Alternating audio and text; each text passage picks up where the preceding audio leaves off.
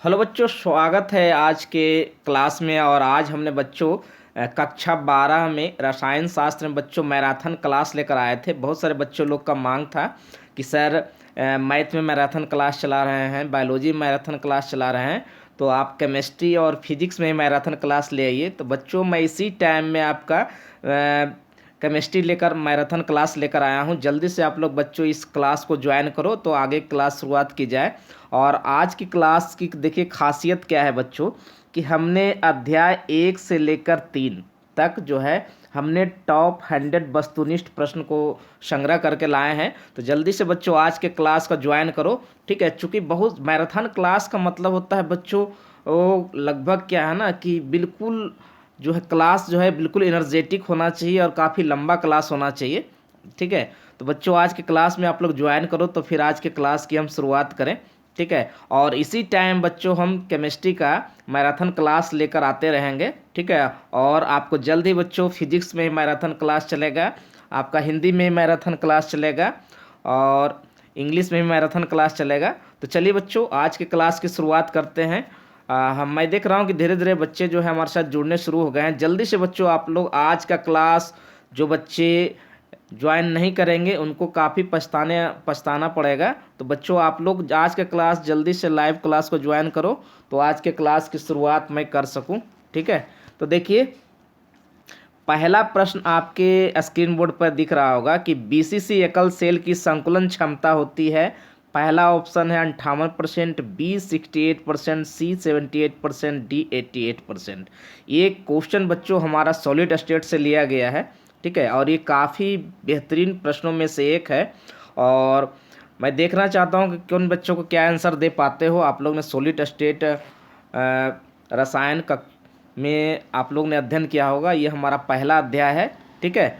तो चलिए बच्चों इसका मैं अब आंसर बताने वाला हूँ कि इस क्वेश्चन का ना ऑप्शन नंबर बी जो है बिल्कुल करेक्ट आंसर होगा कि बीसीसी एकल सेल की संकुलन क्षमता जो होती है 68% होती है। ओके, चलिए बच्चों तब हम अगले प्रश्न की ओर भी बढ़ते हैं। और ये दूसरा प्रश्न जो है कहता है एफसीसी एक जालक में कितने परमाणु होते हैं।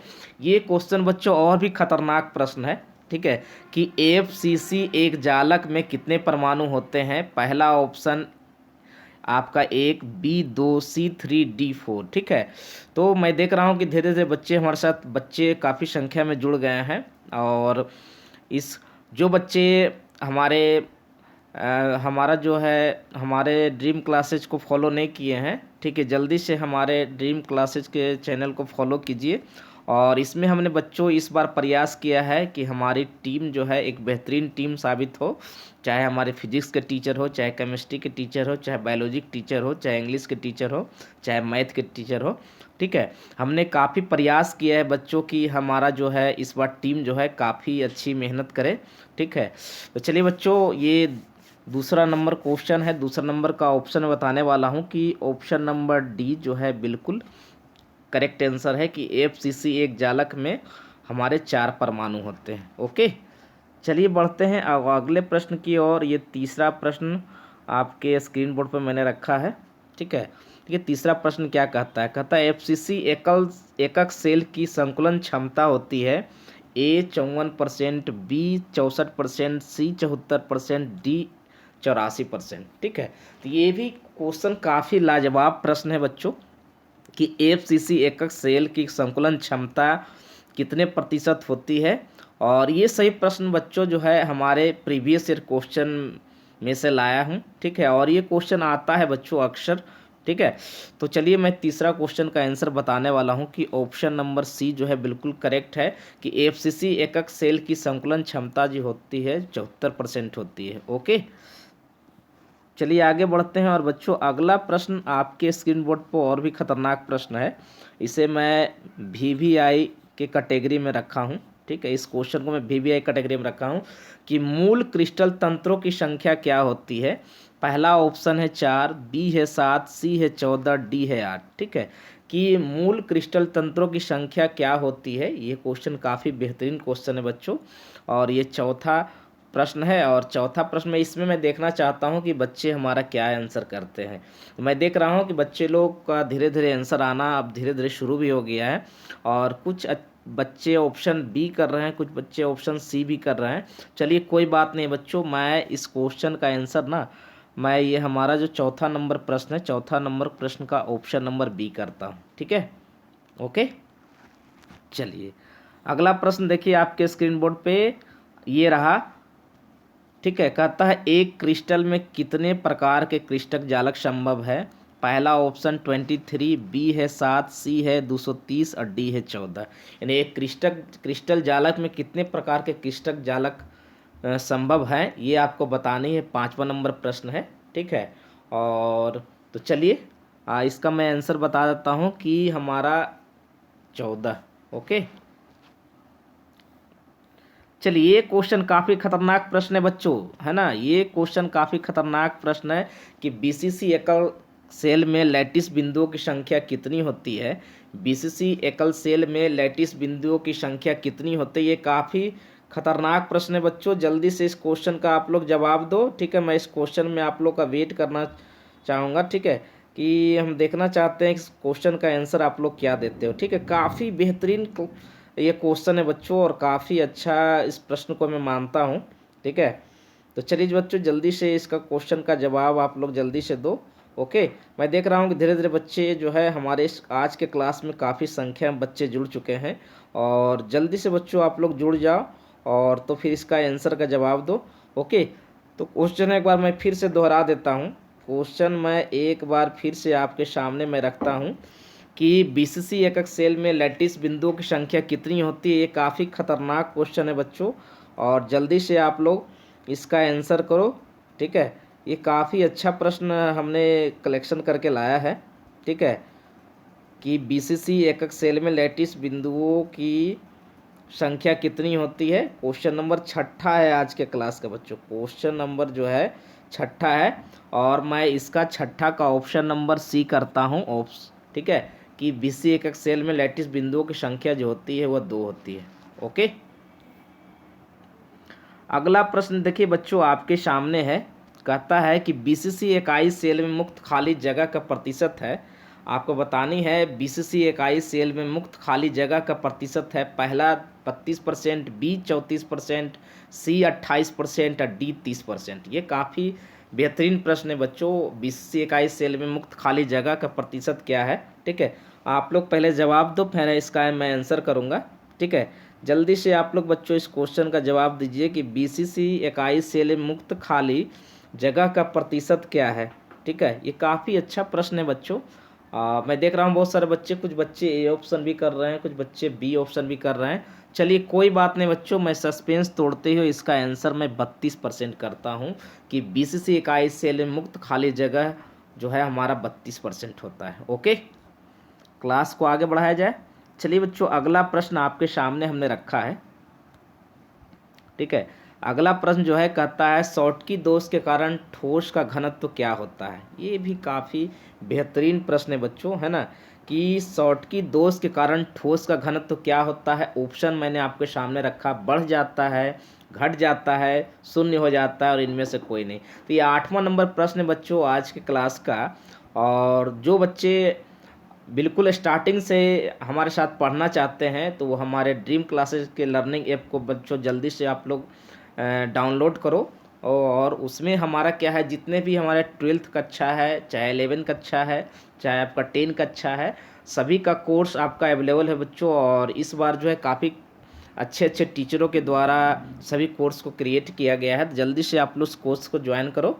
ओके, तो देखिए हमारा 8वां नंबर प्रश्न पर हम थे कि शॉटकी दोष के कारण ठोस का घनत्व तो बढ़ जाता है, घट जाता है, शून्य हो जाता है। ओके, तो बहुत सारे बच्चे लोग का आंसर आना शुरू भी हो गया कि शॉटकी दोष के कारण ठोस का घनत्व जो होता है, ठोस का घनत्व जो होता है वो हमारा घट जाता है, ठीक है। क्या होता है बच्चों, तो घट जाता है, यानी ऑप्शन नंबर बी जो है बिल्कुल करेक्ट आंसर है इसका। ओके, तो ये 8वां नंबर सवाल था बच्चों आज के क्लास का। और जो बच्चे का क्लास यदि छूट गया हो या कोई तरह का दिक्कत हो तो आप हमारा जो है ड्रीम क्लासेस का लर्निंग ऐप है, उससे भी आप जुड़ सकते हैं। और हमारा जो है टेलीग्राम का चैनल है ड्रीम क्लासेस के नाम से, उसको बच्चों ज्वाइन कर लो और उसमें सारा इन्फॉर्मेशन आपको मिलेगा कि कब हमारी क्लास होने वाली है और ठीक है कितने बजे टाइम में होगी और कौन कौन से टीचर आज अवेलेबल हैं, कौन कौन से टीचर आज अवेलेबल नहीं है। ठीक है, तो चलिए बच्चों 8वां नंबर प्रश्न तो हो गया और हम आगे बढ़ते हैं और 90 नंबर प्रश्न की ओर, यानी क्वेश्चन नंबर 9। ठीक है, देखिए क्या है, थोड़ा सा इसको मैं आगे कर लूँ। 9वां नंबर क्वेश्चन क्या कहता है? 9वां नंबर क्वेश्चन कहता है कि ठोस क्षारीय धातु हैलाइडो का रंग किसके कारण होता है? ठोस क्षारीय धातु हैलाइडो का रंग किसके कारण होता है? बड़ा अच्छा प्रश्न है बच्चों। ठीक है, और पहला जो है कहता है एफ केंद्रों के कारण, बी शॉटकी दोष के कारण, सी फ्रैंकल दोष के कारण, डी अंतराकाशीय स्थानों के कारण। इस क्वेश्चन को बच्चों मैं ना VVI कैटेगरी में ज़रूर शामिल करूं। ठीक है, कि ठोस क्षारीय धातु हैलाइडो का रंग किसके कारण होता है? तो पहला ऑप्शन एफ केंद्रों के कारण, बी शॉटकी दोष के कारण, सी फ्रैंकल दोष के कारण, डी अंतराकाशीय स्थानों के कारण। ये क्वेश्चन बड़ा लाजवाब प्रश्न है बच्चों। हाँ, कि ठोस क्षारीय धातु हैलाइडो का रंग, तो धीरे धीरे बच्चे इसका आंसर करना शुरू भी कर दिए। वाह, है ना, आप लोग के आंसर से मैं बच्चों काफ़ी खुश हूँ कि आज का क्लास तो बच्चों काफ़ी धमाकेदार होना चाहिए। और आज का क्लास बच्चों जितना ज़्यादा से ज़्यादा हो सके बच्चों को बीच में आप शेयर करो और बताओ कि आज का क्लास काफ़ी खतरनाक हुआ है। आज हमारा ये बच्चों पहला, है ना, केमिस्ट्री का मैराथन क्लास है, वो भी ऑब्जेक्टिव प्रश्नों का मैराथन क्लास है। ठीक है, तो इसमें हम चाहेंगे बच्चों कि जितना ज़्यादा से ज़्यादा संख्या को आप लोग बढ़ा सके। तो देखिए ठोस, इसका मैं अब आंसर करने वाला हूँ। ठीक है, कि हमारा एफ केंद्रों के कारण, एफ केंद्रों के कारण ठोस क्षारीय धातु हैलाइडो का रंग हमारा होता है। ओके, चलिए आगे बढ़ते हैं बच्चों। और ये 10वां नंबर सवाल आपके स्क्रीन बोर्ड पर, ये भी काफ़ी देखिए हाईलाइटेड प्रश्न है बच्चों, है ना, ये भी काफ़ी हाईलाइटेड प्रश्न है आज के क्लास का। और ये कहता है क्वेश्चन नंबर 10 कि निम्नलिखित में कौन अक्रिस्टलीय ठोस है? पहला ऑप्शन है graphite, B quartz glass SiO2, C chrome alum, D silicon carbide. ये भी काफ़ी बेहतरीन प्रश्न है बच्चों और इसे मैं टॉप मोस्ट VVI क्वेश्चन में क्वेश्चन नंबर 10 को मैं ज़रूर शामिल करूं। ठीक है, तो आपको बतानी है कि ये क्वेश्चन नंबर 10 का आंसर क्या होगा। ठीक है, तो क्वेश्चन नंबर 10 काफ़ी बेहतरीन प्रश्न है बच्चों और इसमें जितना ही मैंने प्रश्न को हाईलाइटेड किया है और सभी प्रश्नों को बच्चों, जो भी हमारा ऑब्जेक्टिव का मैराथन क्लास हो, चाहे मैथमेटिक्स का हो, चाहे हमारा फिजिक्स का हो, चाहे केमिस्ट्री का हो, चाहे आप बायोलॉजी का हो, आप कलम और कॉपी लेके साथ में बैठो और सभी प्रश्नों को बच्चों लिख डालो। ठीक है, ओके, चलिए मैं अब 10वां नंबर प्रश्न का आंसर बताने वाला हूँ कि निम्नलिखित में कौन अक्रिस्टलीय ठोस है। ठीक है, और ये काफ़ी बेहतरीन है। इसका ऑप्शन नंबर बी होगा बच्चों। जिन बच्चों ने बी ऑप्शन किया है बिल्कुल सही जवाब, कि निम्नलिखित में हमारा क्वार्ट्ज ग्लास जो है हमारा अक्रिस्टलीय ठोस है। ओके, आगे बढ़ते हैं बच्चों और 11वां नंबर प्रश्न देखिए आपके स्क्रीन बोर्ड पे।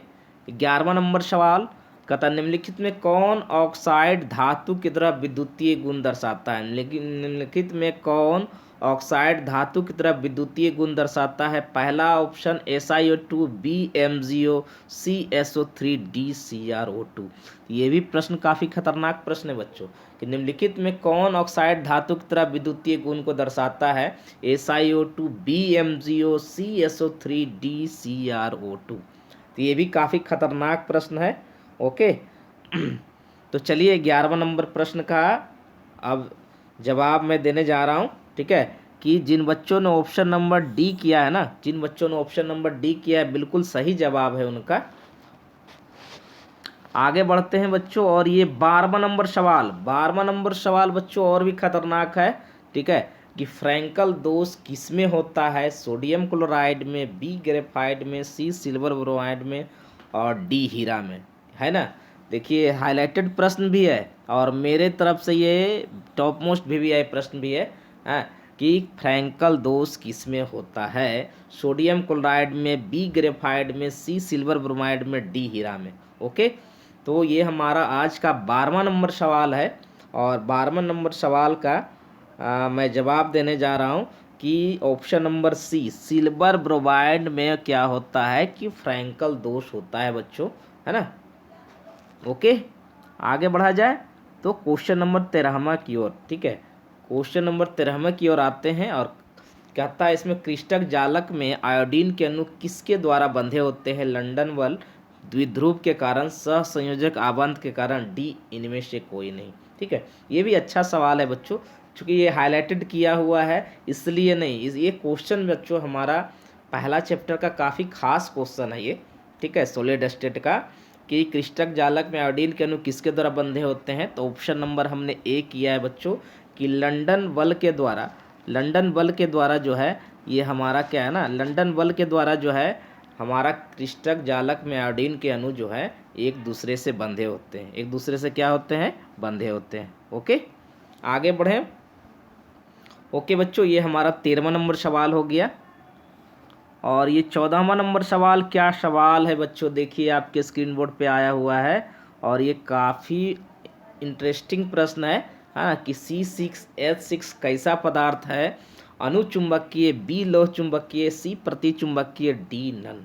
काफ़ी अच्छा प्रश्न है जी, कि हमारा जो C6H6 बेंजीन जो है ये हमारा कैसा पदार्थ है? अनुचुंबकीय है कि हमारा लौह चुंबकीय है कि प्रतिचुंबकीय है कि डी इनमें से कोई नहीं। तो 14 नंबर सवाल भी काफ़ी अच्छा सवाल है।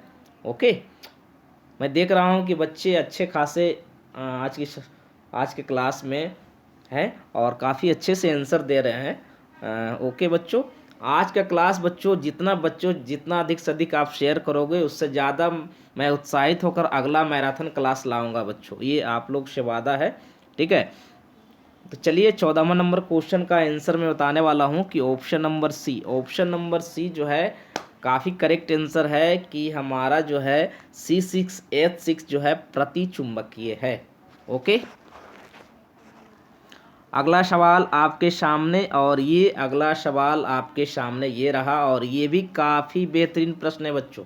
क्वेश्चन नंबर 15 है, कहता है प्रासरणी दाब बढ़ता है जब, यानी प्रासरणी दाब आप पढ़े होंगे पाई बराबर CRT, है ना, पाई बराबर CRT पढ़े होंगे। तो ये पाई जो होता है ना ये हमारा प्रासरणी दाब कहलाता है, ऑस्मोटिक प्रेशर कहलाता है।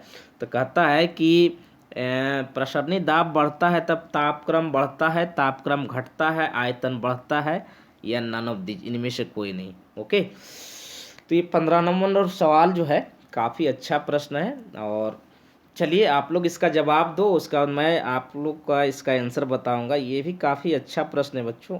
Okay, question number 15, question number 15 काफ़ी खतरनाक प्रश्नों में से एक है। कहता है कि प्रासरणी दाब बढ़ने पर तापक्रम क्या होता है? ये तो ये आपको यहीं से पता चलेगा कि पाई जो है टी का समानुपाती होता है, इसलिए ऑप्शन नंबर ए जो है बिल्कुल करेक्ट है। ओके,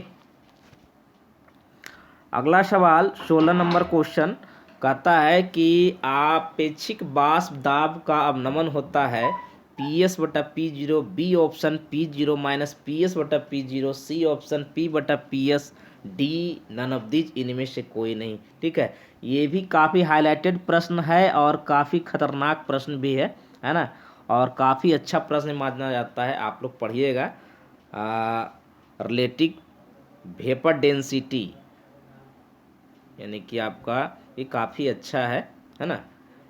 16 नंबर प्रश्न का ऑप्शन नंबर बी आ रहा है। ओके,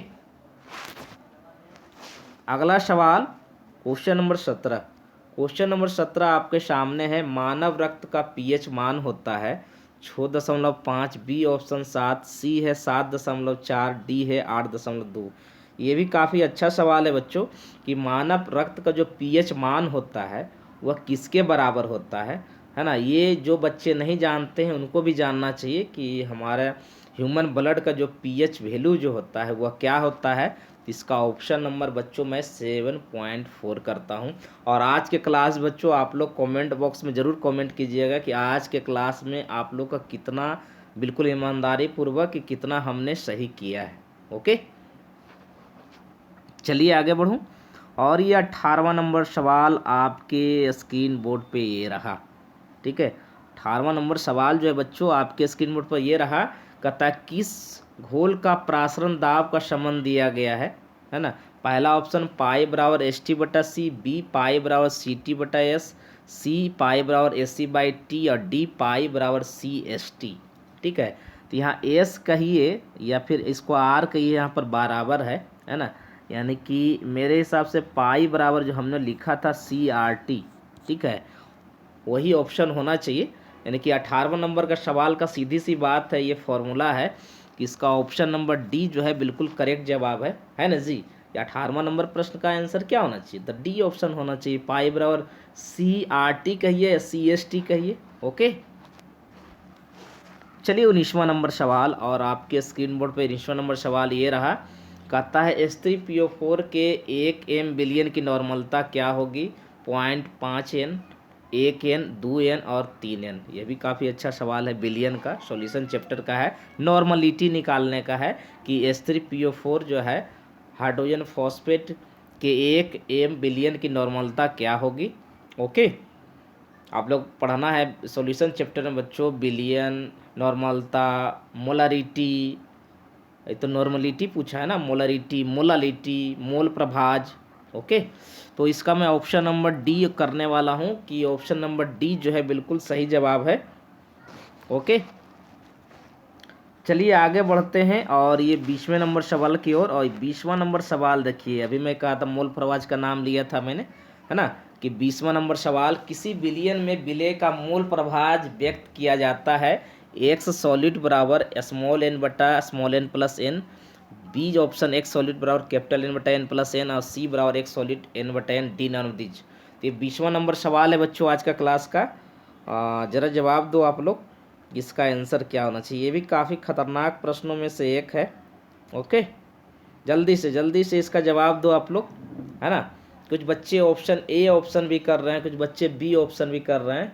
ठीक है, चलिए कोई बात नहीं, मैं ही इसका आंसर बताता हूँ कि ए ऑप्शन जो है बिल्कुल करेक्ट सवाल है बच्चों, यानी जवाब है। क्वेश्चन नंबर 20 जो है काफ़ी अच्छा प्रश्न है, काफ़ी इंटरेस्टिंग प्रश्न था ये। ओके, 21वां नंबर आपके सामने है।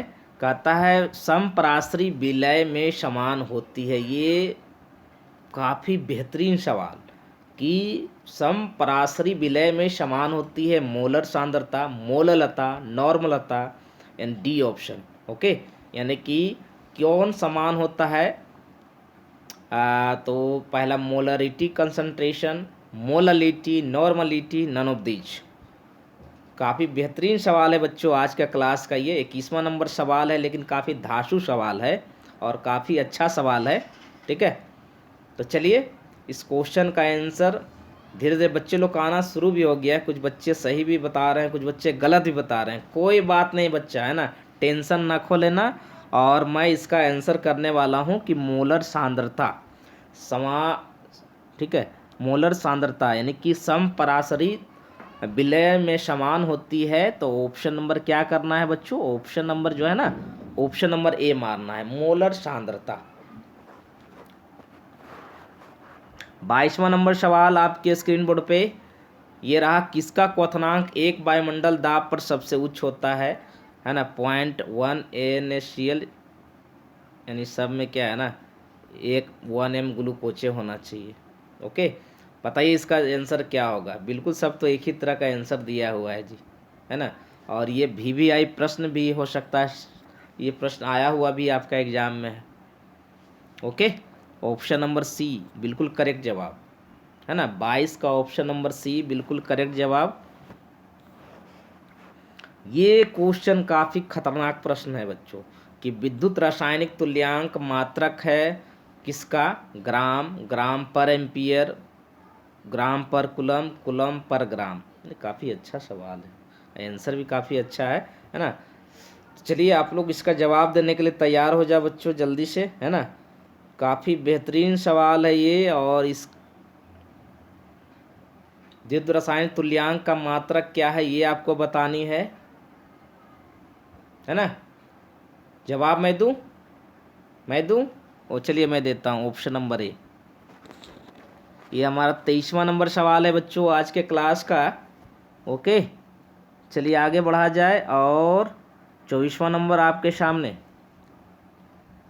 निम्नलिखित में कौन द्वितीयक सेल है? Leclanche cell, lead storage battery और सांद्रन, और इनमें से कोई नहीं, है ना। ये भी काफ़ी इंटरेस्टिंग प्रश्न है तो 24 नंबर सवाल, लेकिन काफ़ी भयानक क्वेश्चन है ना।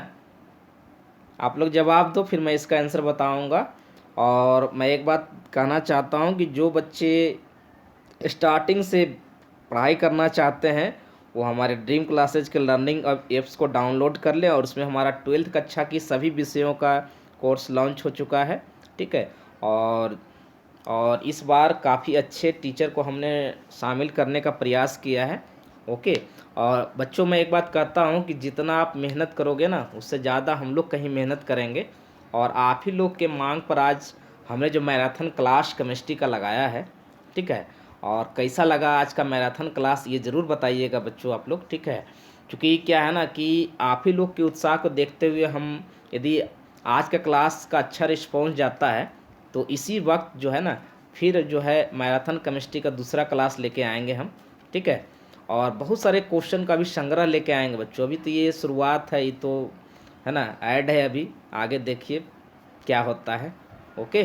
तो 24 नंबर सवाल का ऑप्शन नंबर जो है ना, बी बिल्कुल करेक्ट जवाब है कि हमारा लेड स्टोरेज बैटरी जो होता है द्वितीय सेल का उदाहरण होता है। 25वां नंबर सवाल आपके स्क्रीन बोर्ड पे कहता है कि निम्नलिखित में कौन सा प्रबल ऑक्सीकारक है? Br2, Bi2, CCl2, DF2, है ना। काफ़ी खतरनाक प्रश्न कि निम्नलिखित में कौन प्रबल ऑक्सीकारक है, कौन ऑक्सीडाइजिंग स्ट्रॉन्ग ऑक्सीडाइजिंग एजेंट है, ये बताने हैं आपको। जल्दी से बच्चों आप लोग जल्दी से बताओ कि इसका आंसर क्या होने वाला है आज के क्लास में, ओके। चलिए मैं ही बताता हूँ, 25 का ऑप्शन नंबर डी F2 जो होता है इन सभी ऑप्शन में सबसे ज़्यादा स्ट्रॉन्ग ऑक्सीडाइजिंग एजेंट होता है। 26वां नंबर सवाल आपके स्क्रीन बोर्ड पे, प्रवाहकत्व की इकाई क्या है? Ohm inverse, ohm inverse, centimetre inverse, ohm inverse two CM square, equivalent inverse, D ohm inverse CM square. ये भी काफ़ी खतरनाक प्रश्न है बच्चों, है ना। और काफ़ी अच्छा प्रश्न माना जाता है, ये आज के क्लास का काफ़ी बढ़िया प्रश्न है। क्वेश्चन नंबर 26, प्रवाहकत्व की इकाई क्या होगी? Question number 36, okay. मैं ऑप्शन मारूं तो ऑप्शन नंबर बी मारूंगा, ठीक है। तो अगला सवाल आपके स्क्रीन बोर्ड पे ये रहा कि सेल स्थिरांक होता है, सभी क्वेश्चन एक से एक है बच्चों। A/A और A×L और A+L। 27वां नंबर भी बड़ा खास सवाल है, ठीक है। तो ज़रा जवाब दो आप लोग, इसका आंसर क्या होगा? जल्दी से आप लोग जवाब दो बच्चों कि इसका आंसर क्या होगा। बिल्कुल बेहतरीन प्रश्न है बच्चों, है ना। तो 27वां नंबर सवाल का ऑप्शन नंबर क्या होगा? मैं ऑप्शन का जवाब देने वाला हूँ कि 27वां नंबर का ऑप्शन नंबर जो होगा ए होगा, ठीक है। कि सेल स्थिरांक होता है L/A होता है, ओके। तो अगला सवाल आपके सामने क्या है? कहता है चालकता की इकाई है ohm inverse CM square, ohm centimetre inverse two ohm inverse CM inverse, और D ohm inverse CM inverse two, ठीक है। 28वां नंबर क्वेश्चन का जवाब बिल्कुल अच्छे तरीके से देना है बच्चों, है ना। मैं आप लोग को वेट कर रहा हूँ, ओके बच्चों, जल्दी से इसका जवाब दो, ठीक है। जल्दी से इसका जवाब दीजिए आप लोग कि इसका आंसर क्या होगा। ये बिल्कुल बेहतरीन सवाल है बच्चों आज के क्लास का, जल्दी से आप लोग जवाब दो, ओके। चलिए बच्चों, मैं ही इसका जवाब देता हूँ कि 28 नंबर का ऑप्शन नंबर जो होगा सी होगा। ऑप्शन नंबर क्या होगा? सी होगा, ओके। तो बच्चों आज का क्लास कैसा लगा ये ज़रूर हमें कमेंट करके बताइएगा, और ईमानदारी पूर्वक ये कमेंट बॉक्स में बताइएगा कि आज बच्चों हमने 3 अध्याय का क्वेश्चन का संग्रह किया था, और आज का क्वेश्चन का कलेक्शन कैसा है। यदि आज का रिस्पॉन्स अच्छा रहा तो बच्चों अगला मैराथन क्लास में भी बच्चों मैं एक से एक प्रश्न अभी लेकर आऊँगा। ये तो हमारा शुरुआत है बच्चों, ठीक है। देखिए आगे होता है क्या। और जो बच्चे हमारे ड्रीम क्लासेज के लर्निंग एप्स को डाउनलोड नहीं किए हैं, जल्दी से डाउनलोड कर लीजिए, ठीक है, ओके। तो बच्चों आज का क्लास मैं अब यहीं तक रहने देता हूँ। ओके बच्चों, तो मिलते हैं अगले क्लास में इसी टाइम पे मिलेंगे। केमिस्ट्री का दूसरा क्लास मैराथन क्लास लेकर आपसे जल्द ही जुड़ेंगे बच्चों। रिस्पॉन्स जरूर दीजिएगा और आज की क्लास को शेयर भी जितना ज़्यादा हो सके बच्चों के बीच कीजिएगा। ओके बच्चों, तो आज का क्लास बस यहीं तक रहने देता हूँ। ओके बच्चों।